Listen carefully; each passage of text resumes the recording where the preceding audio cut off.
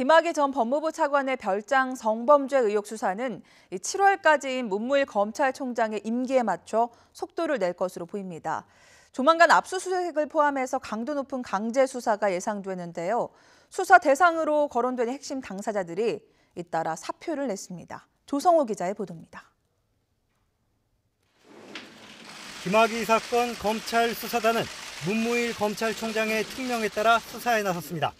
특수통 여완섭 검사장을 직접 수사단장 자리에 앉히면서 철저한 수사를 지시한 것도 문 총장입니다.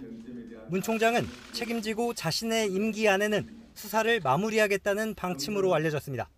임기는 오는 7월 25일까지 넉 달가량 남아 있습니다. 하지만 인사청문회 등을 고려해 통상 한두 달 전에 검찰총장 후보자가 내정된다는 점을 고려하면 실제 수사할 수 있는 기간은 2달여로 줄어듭니다.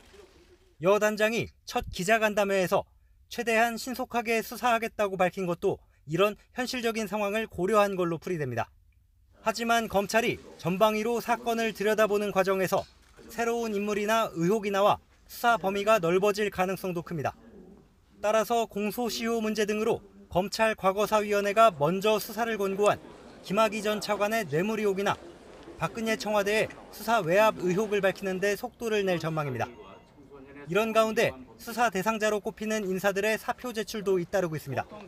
지난 2013년 경찰 수사 때 외압을 넣었다는 의혹이 제기된 이성한 전 경찰청장이 몸담았던 법무법인을 그만뒀고, 과거 사위가 외압 당사자로 지목해 수사를 권고한 이중희 전 청와대 민정비서관도 근무하던 김앤장 법률사무소에 최근 사표를 냈습니다. 검찰의 압수수색 등 강도 높은 수사가 예상되는 상황에서 소속 로펌에 부담을 주지 않으려는 걸로 보입니다.